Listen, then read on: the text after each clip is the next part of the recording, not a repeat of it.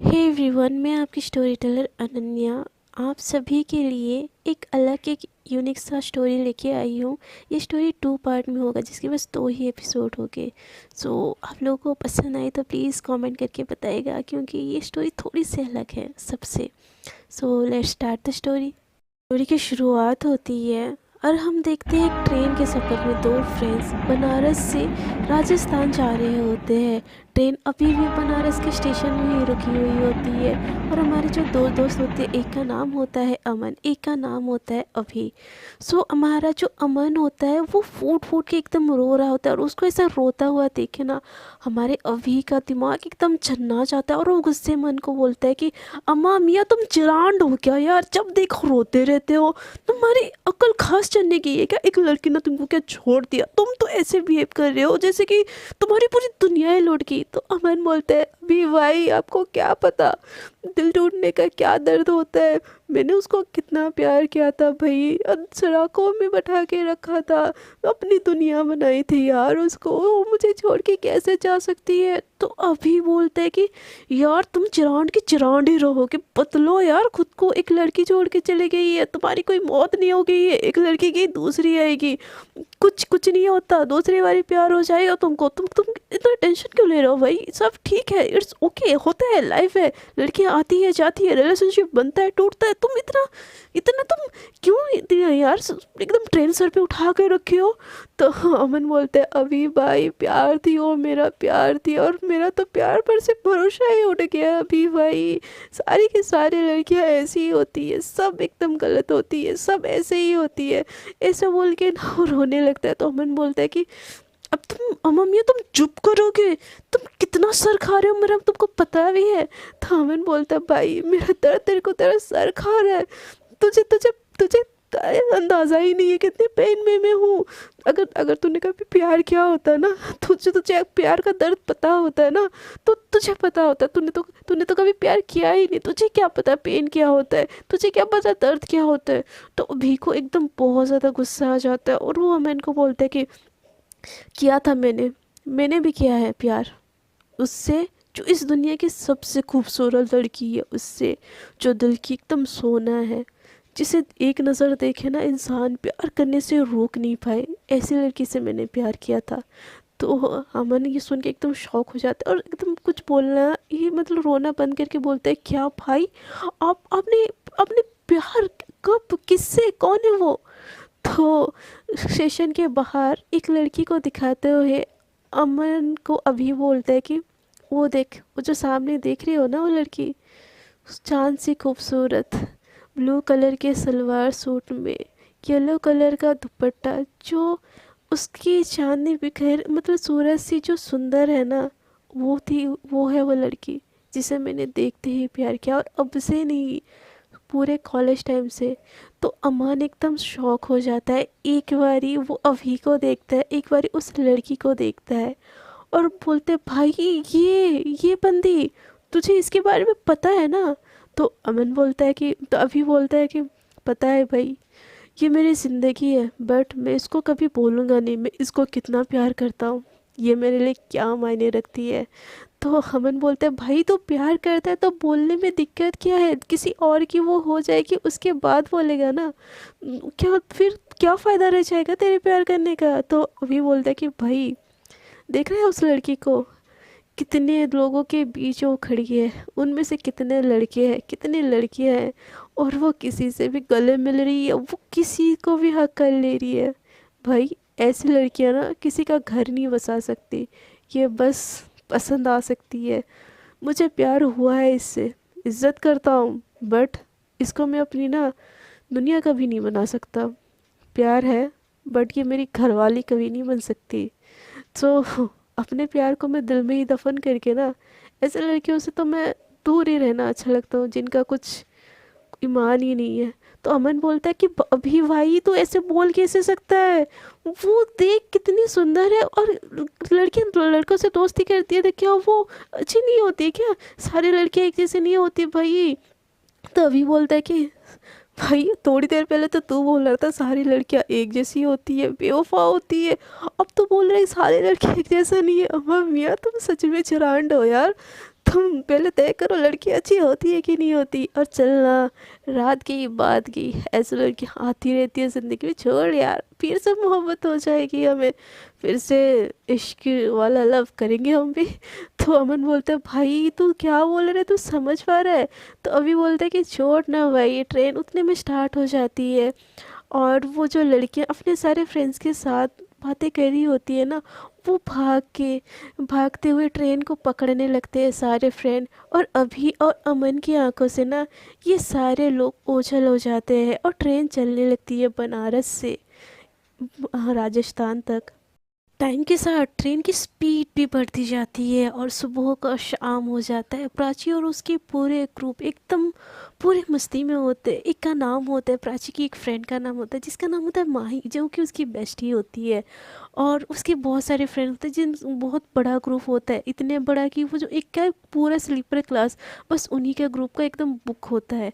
सो ये लोग बहुत ज़्यादा मस्ती मजाक करते हैं। अब महेश, आशीष, गर्व, ऐसे बहुत सारे फ्रेंड होते हैं, माही, सुप्रिया, प्रिया, ऐसे बहुत सारे फ्रेंड्स होते हैं, और उन सब के बीच में हमारी जो प्राची होती है एकदम बिंदास कल, जिसको दुनियादारी की घंटा कोई फ़र्क पड़ी है, होती तो बनारस की है, बस जा रही होती है राजस्थान एकदम खुले दिल की। अपनी फ्रेंड माई को बोलती अम्मा मियाँ यार सुबह का शाम हो गया, ट्रेन भी पकड़ लिया हम लोगों ने, अब तक कोई पार्टी शार्टी तुम लोग स्टार्ट क्यों नहीं कर रहे हो यार, पूरा का पूरा कंपाउंड तो हम लोगों का है यार। और क्या यार गर्व, तू इतना सूखा सूखा आएगा मुझे तो लगा ही नहीं था, तूने तो यार नाक कटा दी, तू बेस्ट फ्रेंड हो गया, प्राची का फ्रेंड हो गया तू यार, बोतल वतल नहीं लाया। तो घर बोलता है कि अरे अरे प्राची ऐसे क्या बोल रही है यार, मैं कहीं पे जाऊं और बोतल ना खुले, ऐसा हो सकता है क्या? तो प्राची बोलते है फिर जनाब वेट किस चीज़ का है, हाँ चल मस्ती करते हैं, सुबह वैसे भी ट्रेन पहुंच जानी है अपनी मंजिल को, फिर तो घूमना फिरना यार, रूम लेके भी पार्टी करेंगे ब्रो, मचाएंगे सब कुछ। तो महेश बोलता है कि यार तुम लोग ट्रेन में कर रहे हो, टीटी पकड़ लिया तो प्राची बोलती है कि यार तू चोमू का चोमू ही रहेगा, मम्मी कभी तो लाइफ में खुश रहे, कभी तो जिंदगी में कुछ अच्छा सोच ले, ट्रेन में अगर नहीं पिया तो लाइफ में क्या किया। तो जो माही होते बोलते हैं यार प्राची तू सही कह रही है ना, पक्का हम सबके टुन हो गए ट्रेन में तो फिर कुछ हो गया तो प्राची बोलते हैं यार माही जिंदगी में डरना है क्या यार तुझे, बस ऐश कर बहन, ऐश कर ले, ज़िंदगी एक ही मिली है, मैं तेरी ज़िंदगी से चली जाऊंगी कहीं शादी करके ना, तुम लोग की ज़िंदगी बोरिंग हो जाएगी यार, मेरे रहते हुए मज़े ले लो ज़िंदगी के। तो जो दूसरी फ्रेंड होती है प्रिया बोलती है यार ये तो सही बोल रही है यार, ये तो एकदम सही बात बोल रही है, ये चली गई तो हमारी ज़िंदगी एकदम झंड हो जानी है, तो यार बोतल शोटल खोलो मज़े करते। ऐसे बोल के ना सारी फ्रेंड एकदम मस्ती करने लगते हैं, फुल ऑन डीजे वीजे बजाने लगते हैं, कर्व बोतल खोलना स्टार्ट करते हैं, बियर की बोतल सबके हाथों में, डांस करते रहते हैं, पार्टी कर रहे थे पूरी रात, वो ना मतलब एकदम मस्ती सस्ती फन वन करके ना सुबह एकदम लुढ़क के सोए होते हैं। गाड़ी पहुंच जाती है रोहतक, वहीं से पहुंचनी होती है राजस्थान। सो राजस्थान तो सुबह 12 बजे पहुंचनी होती है, सो रोहतक पहुंचते पहुंचते सुबह हो जाती है, और ये सारे फ्रेंड एकदम पी के टल्ली होके सोए हुए पड़े होते। टीटी आता है, एक के बाद एक को सबको उठाता है, और उनको पता, टीटी को पता नहीं चलता, ये लोग उठ भी जाते हैं 10 बजे तक। टीटी को सारा टिकट वगैरह दिखाते हैं, और पहुंच जाती है गाड़ी एकदम राजस्थान 12 बजे। तो सारे फ्रेंड एक के बाद एक उतरने लगते हैं ट्रेन से, बट इन लोगों को इतना हैंगओवर होता है ना कि किसी चीज़ का अता पता नहीं होता। ये लोग कभी इससे लुढ़क रहे होते, कभी उससे लुढ़क रहे होते हैं। स्टेशन में एक के बाद ना एक सारे ट्रेन से उतर जाते हैं, और होटल के लिए निकल रहे होते हैं। प्राची इन सब में ना एकदम आखिरी में होती है, और उधर हम दूसरी तरफ देखते हैं तो छोटी लड़कियां जिनकी एज 12 साल या 13 साल, एक की एज 12, एक की एज 13 साल होगी, और उनके साथ एक बड़ी सी लड़की होती है जो कि एक झोला पकड़े, मतलब तांत्रिक वाला वेश पकड़े, एकदम रेड कलर की साड़ी पहने उस स्टेशन के बाहर ही होती है। मतलब वो कुछ बेच रही होती है। वो छोटी लड़की बड़ी लड़की से कहती है जो 12 साल की होती है कि दीदी हम कब तक ऐसे ही ज़िंदगी गुजारते रहेंगे, हम जिस काम के लिए आए हैं वो पूरा करते हैं ना दीदी, मुझे मुझे ये ज़िंदगी में नहीं रहना, मुझे मुझे आज़ादी चाहिए। तो बड़ी लड़की बोलती है कि बेटा हम जिसका इंतज़ार है ना, मेरी गणना के हिसाब से बोल रहे हैं कि वो आ चुकी है इस राजस्थान में, अब हम तीनों को कुछ ही दिन में मुक्ति मिल जाएगी। ऐसे बोल के ना मतलब वो तीनों ही बात करते करते जा रहे होते हैं। सो हमारी जो प्राची है वो भी अपने सारे फ्रेंड्स के साथ जा रही होती है, बट किसी को उतना होश नहीं होता, सबके सब एकदम हैंगओवर में फंसे हुए होते, सर पकड़ के सब चल रहे होते। और हमारी प्राची भी चलते चलते ना इन तीनों से टकरा जाती है। उसको देख के वो तीनों बस शॉक होके देखने लगते हैं, और हमारी प्राची बोलती है सॉरी ब्रो, वो कुछ ज़्यादा ही हैंगओवर हो गया यार, कुछ ज़्यादा ही पी ली मैंने। और ऐसे बोल के आगे बढ़ने लगती है। तो वो जो होती है ना, जो तीनों लड़कियां, वो प्राची को रोकने लगती है। प्राची बोलती क्या है, तो वो उनमें से जो बड़ी होती है बोलती भाई साहब आप किस्मत में मानती हो। तो प्राची बोलती अब हम यहाँ मैं किसी में नहीं मानती यार, मैं खुद पे नहीं मानती, किस्मत कहाँ से मानूँ, मुझे तो आज का नहीं पता, कल का नहीं पता, मैं फ्यूचर का क्या ही बोलूँ तुमको। तो जो लड़कियाँ होती बोलती भाई साहब आप सुनिए। तो प्राची बोलती क्या सुनना है यार, पैसे चाहिए तुमको, ये लो पैसे। तो जो होती है बड़ी लड़की वो बोलती कि अम्मा बोलती कि भाई साहब प्लीज़ आप मुझे अपना किस्मत देखने दीजिए। तो प्राची बोलती है मेरी किस्मत खड्डे में है, मुझे पता है, आप मेरी किस्मत देख के कुछ नहीं उखाड़ सकती मेरा, मैं ऐसी बर्बाद हूँ, ऐसी बर्बाद रहूँगी और ऐसे ही ज़िंदगी जीऊँगी। तो वो बोलती कि भाई साहब, उसका प्राची का हाथ पकड़ लेती है वो औरत और बोलती कि भाई साहब प्लीज़ एक बारी आप मुझसे अपना किस्मत दिखवा लीजिए ना। तो वो तीनों लड़कियां उस बड़े दो दो छोटी लड़कियां उस बड़ी लड़कियां को देख रही होती है और बोलती कि क्यों इसको ऐसे बोल रही हो। तो जो 13 साल की लड़कियां होती है वो आंखों ही आंखों में इशारा बोलते कि हमें इसी का तो इंतज़ार नहीं था। तो वो बड़ी लड़की बोलते कि आंखों ही आंखों के इशारे में बोलते कि हाँ ये वही है। सो वो जो छोटी लड़की होती है 12 साल की, वो भी ये बात समझ जाती है और वो भी प्राची को पकड़ लेती है और बोलती कि भाई साहब बस 5 मिनट लगेंगे, आप बैठ जाइए हमारे साथ प्लीज़। तो प्राची बोलती है अम्मा भैया तुम लोग जाने नहीं दोगे ना, अम्मा मियाँ तुम लोग जाने नहीं दोगे ना यार, मुझे भी ना मेरी किस्मत देखे, लो मैं बैठ गई, अब देखो मेरी किस्मत। ऐसे बोल के ना प्राची एकदम हाथ पैर फैला के बैठ जाती है, उसको ऐसे ही बहुत हैंगओवर होता है। तो वो तीनों लोगों भी बैठ जाते हैं और जो बड़ी लड़की है ना अपने झोले से कुछ निकालती, ऐसा होता है थोड़ा उसको क्या बोलते हैं, शंख या छोटा छोटा जो नहीं होता शंख का मिनी मिनी वाला कुछ तो होता है, वो ऐसे निकालती है और वो फैला देती है। और वो किस्मत देखने लगती है और बोलती है कि भाई साहब आपको यहाँ पे आना ही था, आने में बहुत देर कर दी, आपको पता है किसी को आपका बरसों से इंतज़ार था। तो प्राची बोलती है हाँ मियाँ, मेरी तो मम्मी को मेरा इंतज़ार नहीं रहता, मेरा किसी को बरसों से इंतज़ार था, क्या बोल रही हो। तो बोलती कि वो जो होती है बड़ी वाली लड़की बोलती कि भाई साहब आपको पता है आपकी किस्मत यहाँ पे आपको खींच लाई है, कोई है जो आपका वर्षों से इंतज़ार कर रही है, जिसका जन्म ही आपके लिए हुआ है। तो प्राची बोलती कौन है यार, कौन मेरा इंतज़ार कर रही है, मेरी मेरी कोई सहेली नहीं रहती यहाँ पे। तो वो लड़की बोलती है सहेली नहीं, वो आपके जीवन संगिनी होने वाली है। तो प्राची बोलती है बहन मैं लेस्बियन नहीं हूँ मैं लेस्बियन, मुझे लड़कियों में कोई इंटरेस्ट नहीं है यार, क्या बकवास की बातें पे लगा रखी है, छोड़ो मुझे। ऐसे बोल के हो ना वो जो कौड़ी गिरी होती है उसको ऐसे हाथ से मारती है और उठ के जाने लगती है। तो उसके जाते हुआ देखिए तीनों स्माइल करते हैं और बोलते हैं कि आ गई आखिरकार उसकी ज़िंदगी के हर दुख को दूर करने के लिए। अब हमारी जो कृष्णा है ना वो उसकी ज़िंदगी में भी खुशियाँ आएंगी, उसको खुश होता हुआ देख के हम चले जाएंगे फिर यहाँ से और हमको भी मुक्ति मिल जाएगी। और तभी हमारी जो कहानी की दूसरी लीड कैरेक्टर होती है ना कृष्णा, उसकी एंट्री होती है बुलेट वाली गाड़ी में, एकदम छपरी वाली शर्ट पहन के, कॉलर को ऊपर चढ़ा के, कान में गॉगल्स पहन के एकदम बुलेट चला के आ रही होती है। एक नज़र में देखी तो उसको कोई कह ही नहीं सकता कि ये लड़की है बोल के, उसका ऐसा औसम लुक होता है, बट वो होती तो लड़की ही है। सो उसकी एकदम रॉयल एंट्री होती है और उसके सारे फ्रेंड्स भी उसके साथ आते हैं। वो लोग सब आके ना नुक्कड़ पे ऐसे खड़े हो जाते हैं जहाँ कॉलेज की ना छुट्टी होने वाली होती है, और सारे के सारे फ्रेंड खड़े हो जाते हैं। और हमारी जो कृष्णा है ना वो एकदम बॉयज जैसे एक हाथ अपने बाइक पे और ऐसे खुद को टिका के ना एकदम गॉगल चढ़ा के बैठ जाती है। उतनी देर में ना कॉलेज की लड़की को छुट्टी होने लगती है। तो उसके सारे फ्रेंड्स बोलते कि भाई साहब आज किसके ऊपर देखना है आपको, किस लड़की को आपको देखना है। तो कृष्णा बोलती है अरे भाई साहब लड़कियाँ हमें देखती है यार, हम लड़कियों का नहीं देखते, हम तो उनके ड्रीम बॉय है, हम तो उनके ड्रीम बॉय है, हम लड़कियों का देखे ऐसी उनकी किस्मत कहा, हमारी वाली तो कोई स्पेशल होएगी, अप्सरा होएगी जो हमारे बाबा सा लाएंगे। हम इन तितलियों को देख के तो बस अपने आंखें सेक लेते हैं।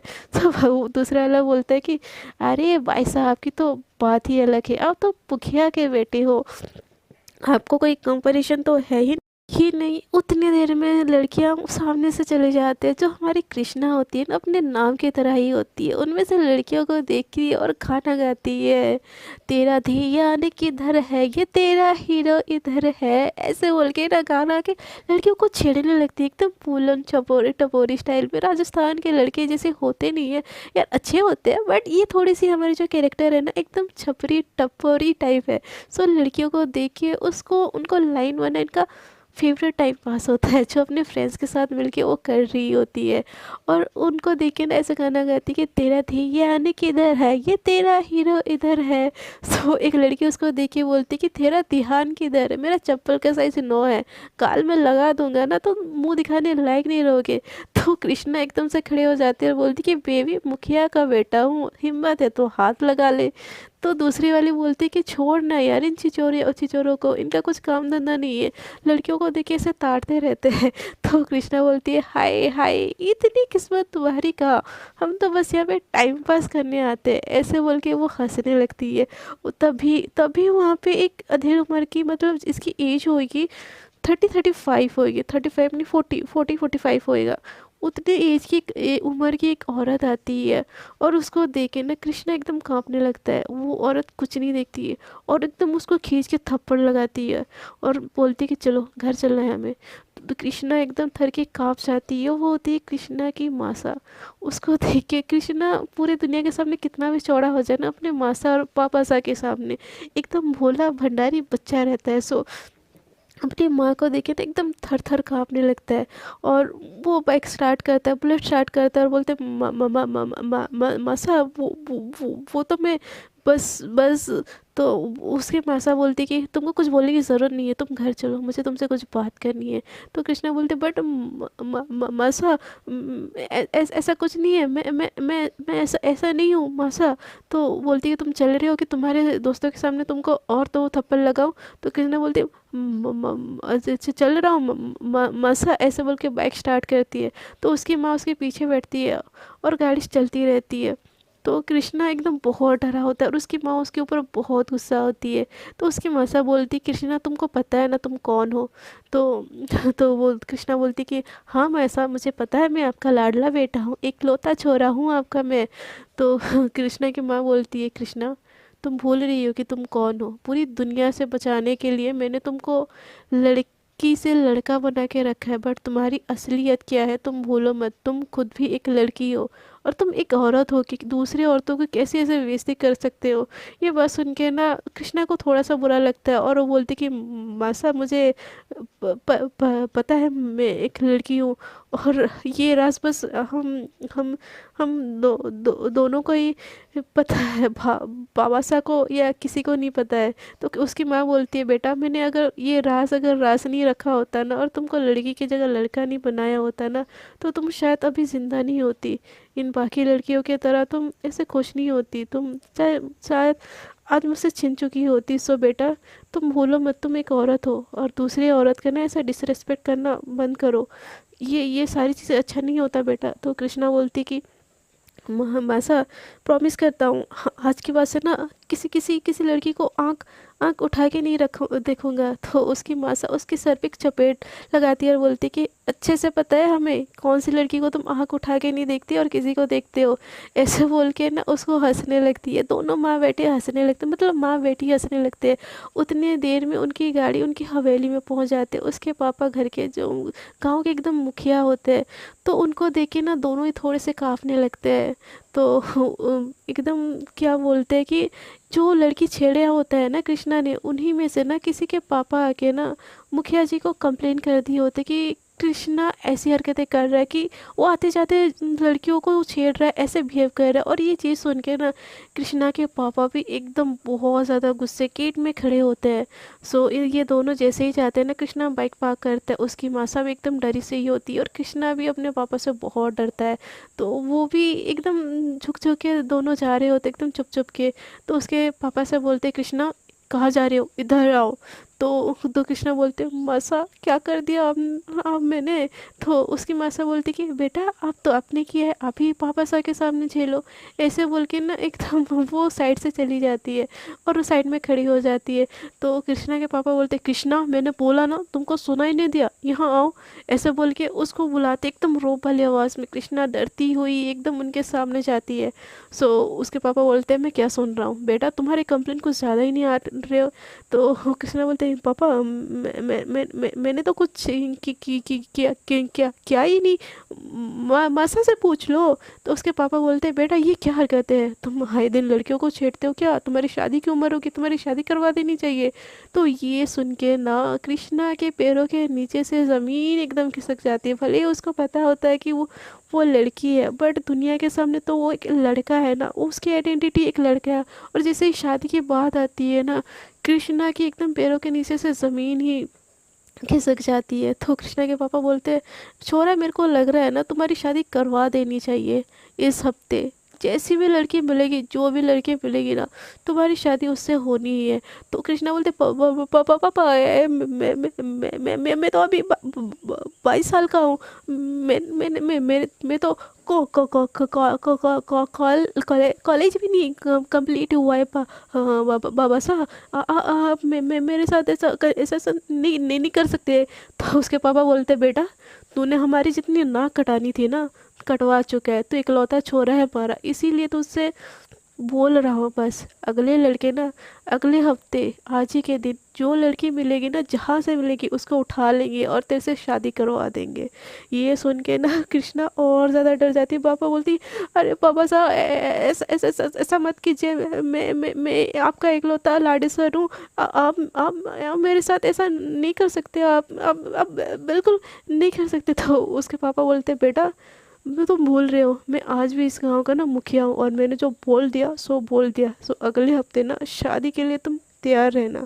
और दूसरी तरफ हम देखते हैं कि हमारी जो प्राची है ना, अपने फ्रेंड्स के साथ एकदम मज़े में आके होटल में एकदम सो ही जाती है और अपनी उस वाले दिन को एकदम सोते सोते एंजॉय कर रही होती है। और यहाँ हमारी कृष्णा की वाट लगी पड़ी होती है। रात भर सोचती है कि यार मेरी शादी वो भी एक लड़की से, मैं खुद भी एक लड़की हूँ, मैं एक उसको कैसे बताऊंगी कि मैं छोरा नहीं छोरी हूँ।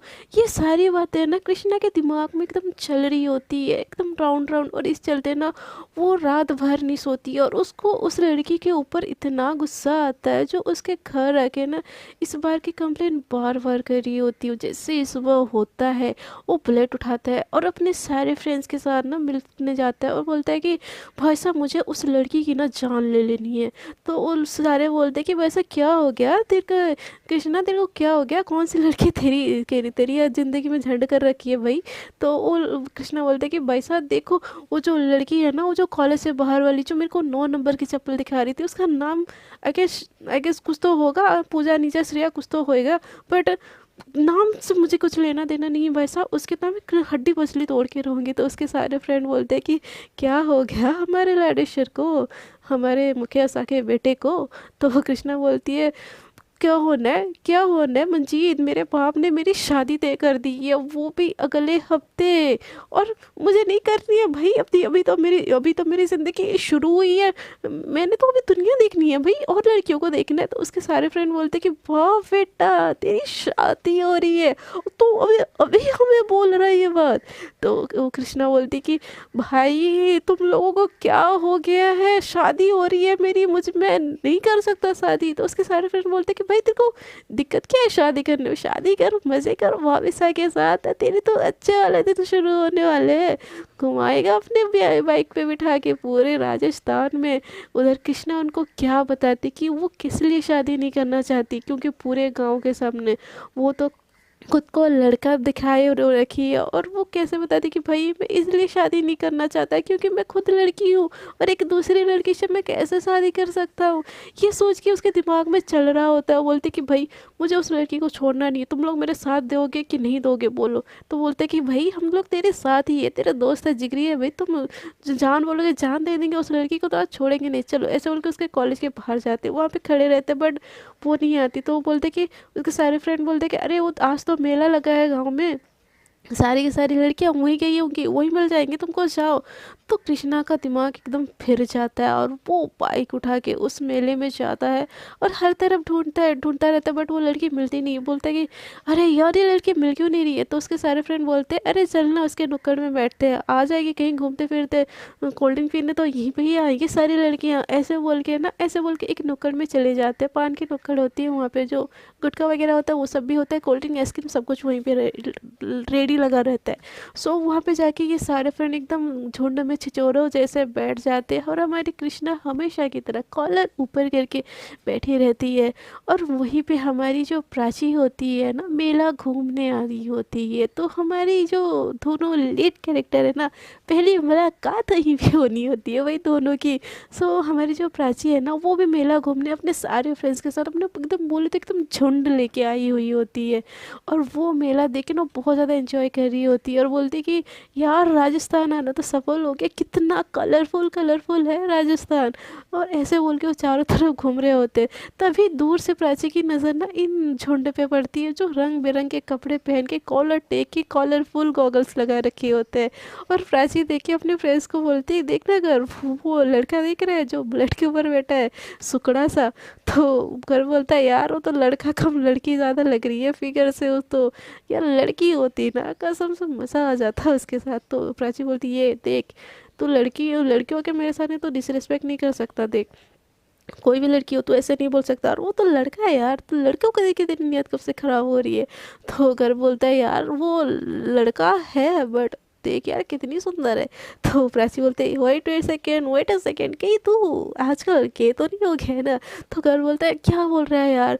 तो प्राची बोलती है मैं तो बस दिखा रही थी कैसे छपरी लड़के हैं, देख यार कलरफुल कलरफुल, और स्टाइल तो देख, शरीर में जान नहीं है और इनको अगर घमंड दिखानी है। बाकी सारे जो फ्रेंड होते हैं ना, वो बोलते कि छोड़ ना यार, उनको छोड़ अपने हिस्से में। तो प्राची बोलते चल ना यार मज़े लेते हैं, गांव के लड़के को देखते हैं, गांव के लड़कों में कितना दम है, और चल वहाँ पे तो कोल्ड ड्रिंक है वहीं पे ही पीना होगा हमको। ऐसे बोल के सारे फ्रेंड ने एकदम झुंड बना के वहाँ पे जाते हैं।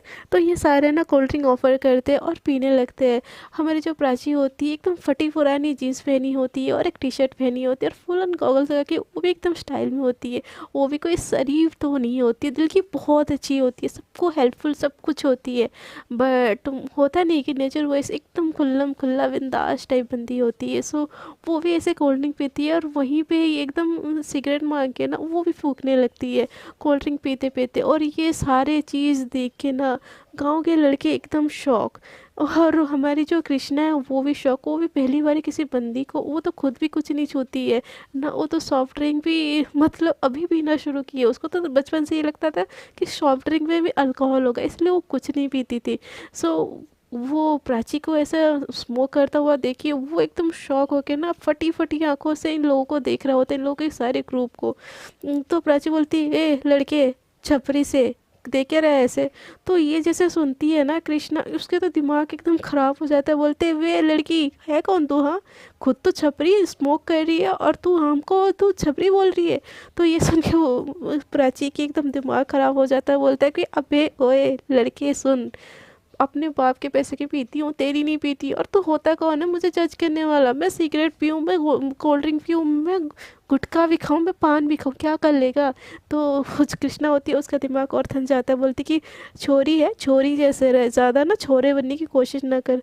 तो प्राची बोलते बनूंगी मैं, ऐसे उसके सीने में उंगली रखती है और बोलती है बनूंगी मैं, क्या कर लेगा तू। कृष्णा एकदम चन्ना के गुस्से में प्राची से बोलती कि देख छोरी, तू ना मेरे से लगना नहीं तो मेरे हत्थे चढ़ जाएगी। तो ये सुन के ना प्राची का और पारा हाई जो होता है, बोलती कि कर क्या लेगा, वे है कौन तू, समझता है क्या है तू खुद को, 30 मार का फूक मारने से उड़ जाएगा, आया बड़ा 30 मार का, हीरो बनने का बड़ा शौक है तेरे को। तुम गांव वाले लड़कों के ना होती है प्रॉब्लम है, जहाँ सुंदर लड़की देखी ना वहाँ पे हीरो बनना स्टार्ट। तो कृष्णा एकदम गुस्सा आ जाता है, बोलती वो हेलो हेलो लड़की किसको बोला हाँ तूने। तो प्राची बोलती खुद को, और किसको, तू तो लड़की है नहीं, तो लड़की जैसे ही दिखता है यार। ये बात जैसे कृष्णा होती है ना, एकदम थोड़ी सी घबरा जाती है, फिर से अपनी एटीट्यूड को कंटिन्यू करके ना बोलती कि तू तो लड़कियों की कैटेगरी में भी नहीं आती, फटे पुराने कपड़े ना पहनने का सेंस, तेरे घर में कपड़े नहीं थे तो बोल देती छोरी, मेरे घर से मैं भिजवा देती तेरे लिए। तो प्राची बोलती है कि सेंस फैशन का सेंस नाम का कोई चीज़ नहीं है। तुम जैसे छुपोरे को पता भी क्या होएगा गांव वाले लड़कों को सेम फैशन क्या होता है, ये फैशन है बेटा, तू तेरे समझ में नहीं आएगा।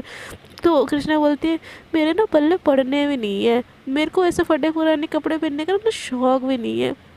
मुखिया का बेटा हूँ मैं, मुखिया, एक ऑर्डर पे ना शहर से कपड़े आ जाएंगे पहन लिए, तो तेरे जैसे फटे पुराने कपड़े तो पहनने में है भी नहीं मैंने। ये सुन के प्राची एकदम गुस्से में आ जाती है, वो एकदम घूर के देखती है कृष की तरफ और बोलती है कि तेरी हिम्मत कैसे हुई ऐसे बोलने की, गब्बार कहीं का। तो कृष्णा को भी एकदम बुरा लग जाता है, वो भी सीना तान के एकदम सामने आ जाता है, बोलते तेरी हिम्मत कैसे हुई मुझे गवार बोलने की, हाँ, ऐसे बोल के ना धक्के दे देता है।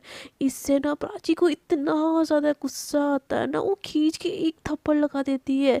क्रिस के सारे फ्रेंड आगे आ जाते हैं, तो क्रिश बोलते हैं रुको, ये मेरा प्रॉब्लम है ना, मैं इसका सॉल्व करूँगी, ऐसे बोल के जैसे क्रिश फिर से कृष्णा फिर से आगे जाता है ना, उसको फिर से आगे प्राची एक थप्पड़ मार देती है और थप्पड़ पे थप्पड़, थप्पड़ पे थप्पड़ लगाती रहती है।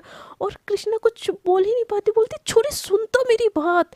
तो प्राची सुन ही नहीं रही होती, वो एकदम थप्पड़ पे थप्पड़, थप्पड़ पे थप्पड़ लगाती रहती है और एकदम गुस्से में उसकी तरफ देखती है और उंगली दिखाती है और बोलती है आइंदा से ना मुझसे पंगा लेने से पहले ना 1000 बार सोच लेना, गवार कहीं का, चलो यारो यहाँ से, ऐसे बोल के ना अपने सारे फ्रेंड्स को वहाँ से लेके चली जाती है।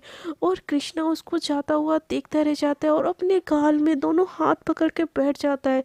इससे ना उसके सारे फ्रेंड्स मतलब एकदम शॉक हो जाते हैं और हंसने भी लगते हैं, बोलते एक छोरी से मार खा गए भाई साहब तुम तो, ऐसे बोल के उसके ऊपर हंसने लगता है। कृष को बड़ा बुरा लगता है दिल ही दिल में, क्योंकि पूरे गांव जहाँ उससे डरती एक छोरी आके उसको मार के चली गई। और आजू बाजू में ना ये बातें एकदम फैलने लगती है, यार एकदम मुखिया का बेटा, ऊपर से मेला चल रहा है, और ये बात पहुंचते पहुंचते ना एकदम से उसके घर पे पहुंच जाती है, यानी कि मुखिया के घर पे। कृष्णा जैसे तैसे करके उस चीज़ को डाइजेस्ट करता है और हैंडल करता है और बोलता है कि अपने सारे फ्रेंड्स को ये बात ना बाबा साहब के पास अगर किया ना तो मुझसे पूरा कोई नहीं होगा, तुम लोगों को एक एक करके देख लूँगा, ऐसे बोल के ना प्लेट पकड़ के अपने घर चले जाता है। कृष्णा को बड़ा ही अजीब सा लग रहा होता है, जहाँ पूरे गाँव में वो दोष जमाता था, उसको कोई कुछ बोल नहीं पाता था मुखिया के बेटा होने के कारण, आज एक लड़की आके उसको मार के चली गई। ये बात ना उसको अजीब सा लग रहा होता है, ऐसी फीलिंग उसको पहले कभी नहीं आई होती। उसको बार बार प्राची का चेहरा, उसकी हाव भाव, उसका थप्पड़, सारी चीज़ याद आ रहा होता है और उसको गुस्सा भी नहीं आ रहा होता है, ना ही उसको कुछ हो रहा होता, उसको अजीब सा फील हो रहा होता, उसको बिल्कुल अच्छा नहीं लग रहा होता ये सारी चीज़।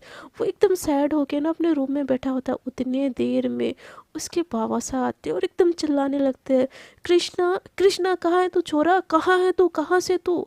तो ये सुन के कृष्णा और उसकी माँ जैसे ही बाहर आते हैं ना, कृष्णा एकदम से डरे सहमे से एकदम उसके बाबा सा के पास जाता है। तो उसके बाबा सा उसको देखते हैं और बोलते हैं कि जो मैंने सुना वो सच है। तो कृष्णा बोलते क्या क्या क्या क्या क्या क्या क्या बाबा सा, क्या क्या आपने सुना। तो कृष्णा के पापा बोलते हैं अब तो बनने की कोशिश ना कर छोरा, पूरे मेले में मेरी बदनामी करके आया है और तू बोल रहा है को क्या हुआ, तू एक छोरी से मार खा गया, तू मेरा छोरा हो के तू एक छोरी से मार खा गया। तो ये बात सुन के ना कृष्णा और ज़्यादा डर जाता है और उसको एम्बैरेसिंग सी फील होती है उसके बाबा के सामने। एकदम उसके बाबा सा उस थप्पड़ के ऊपर ना और खींच के एक थप्पड़ लगाते हैं और कृष्णा फिर से शॉक होके अपने गाल पे हाथ रखती है। बोलते उसके बाबा साहब बोलते हैं बता कौन से वो छोरी जिसने तेरे ऊपर हाथ उठाया, बता कौन से वो छोरी जिसने मारे लाड़ी सर के ऊपर हाथ उठाया इस गाँव के मुखिया के बेटे के ऊपर। तो कृष्णा बोलता है पापा पापा बाबा साहब वो मैं नहीं जानता, वो नहीं थी गाँव में बाबा साहब, मैं उसको उसको नहीं जानता। तो उसके बाबा साहब बोले तू झूठ मत बोल छोरे, उस चोरी को बचाने की कोशिश कर रहा है क्या, तेरा उस चोरी से कुछ रिश्ता है। तो कृष्णा बोलती कि नहीं नहीं नहीं नहीं बाबा साहब, मैं उसको उसको उसको नहीं जानता बाबा साहब, मैं तो खुद पहली बार ही मिला था। तो ये सुन के ना उसके बाबा साहब को और ज़्यादा गुस्सा आता है, पहले से ही गुस्सा होता है कि कैसे उसके बेटे को कोई मार सकता है। वो अपने सारे गुंडों को बोलता है कि देखो देखो भाई साहब, तुम जितने भी लोग हो, कल के कल वो छोरी मुझे अपने घर चाहिए, चाहे राजस्थान के किसी को भी कोने में हो, ढूंढ के उसको लाओ, जितने आदमी लगे लगाओ, बट वो छोरी कल जैसे के जैसे मेरे घर पे मिलनी चाहिए। उसने मेरे छोरे पे हाथ उठाया, वो राजस्थान से बाहर कतई निकलनी नहीं चाहिए, नहीं तो तुम लोगों की जान चली गई समझो। ऐसे बोल के अपने सारे आदमी लोगों को ना हुक्म देता है कि वो प्राची को ढूंढने चले जाए। और ये सब सुन के ना कृष्णा को भी बुरा लगता है कि वो नहीं चाहता है कि उसकी वजह से कोई लड़की सफ़र करे, बट वो अपने बाबा के सामने मुंह नहीं खोल सकता, ना ही कुछ बोल सकता है। फिर भी वो बोलने की कोशिश करता है कि बाबा साहब जाने दीजिए ना उसको, लड़की थी बाबा साहब, छोड़िए ना। तो उसके बाबा साहब बोलते, कहते तू चुप कर, वो लड़की थी और तेरे ऊपर हाथ उठा के चली गई और तू कुछ कर भी नहीं पाया, कैसा मर्द है तू, हमारा छोरा ही है ना तू, तो तेरे में ये लड़कियों वाली हरकतें कब से आ गई। ये बात सुन के ना कृष्णा की माँ एकदम डर जाती है और उसको पीछे कर देती है और बोलती है, कृष्णा कृष्णा तू अंदर जा, जो तेरे बाबा साहब कर रहे हैं ना एकदम सही कर रहे, तू अंदर जा, ऐसे बोल के ना उसको भगा देते हैं। तो कृष्णा के पापा बोलते हैं कृष्णा की माँ, कृष्णा को संभालो और थोड़े से उसको कुछ खिलाओ पिलाओ, ये मेरा छोरा होके ना ऐसे कमज़ोर नहीं खड़ा हो सकता। वो ऐसे बोल के उसको गुस्से में देखते हैं। कृष्णा को बिल्कुल अच्छा नहीं लग रहा कि वो खुद भी नहीं चाहता था उसकी वजह से कोई लड़की सफ़र करे, इसलिए वो अंदर ही अंदर उसको बड़ा गिल्ट होता है। वो थप्पड़ अलग जगह होती है और उसको बार बार जो हमारी प्राची है होती है ना उसकी शक्ल याद आ रही होती है और उसको डर लग रहा होता है उसके साथ कि बाबा साहब उसके साथ क्या करेंगे। ऐसे सोचते सोचते ना कृष्णा अंदर चले जाता है, क्योंकि वो कुछ कर भी नहीं सकती, वो बता नहीं सकती कि वो क्या ही बताएगी यार, गलती उसकी भी नहीं थी, ना ही गलती हमारी प्राची की थी। तो कृष्णा उसके लिए बहुत ज़्यादा वरीड होती है और उसके बाबा के गुंडे प्राची को ढूंढने पूरे शहर में निकल जाते हैं। और हमारी प्राची इन सब से अनजान राजस्थान के रेगिस्तान में एकदम बाजारों के साथ झूम रही होती है, नाच रही होती है, ड्रिंक करके ना अपनी लाइफ को एंजॉय कर रही होती है। तो फ्रेंड्स अब तक के लिए इतना ही, आगे के एपिसोड के लिए प्लीज़ वेट। और आपको अगर ये यूनिक सा एपिसोड अच्छा लगा तो प्लीज़ स्टोरी को कर दीजिएगा लाइक शेयर एंड कमेंट, कुछ नया करने की कोशिश कीजिए। होप कि आप लोगों को अच्छा लगे, और अच्छा लगा तो प्लीज़ मेरे चैनल को भी कर दीजिएगा सब्सक्राइब।